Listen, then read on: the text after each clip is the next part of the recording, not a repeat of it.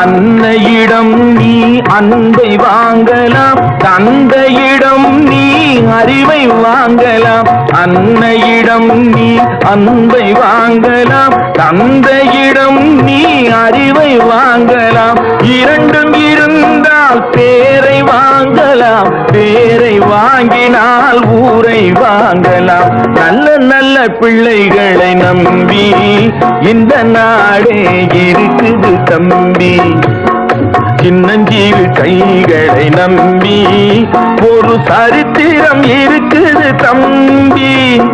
நல்ல நல்ல பிள்ளைகளை நம்பி இந்த நாடே இருக்குது தம்பி.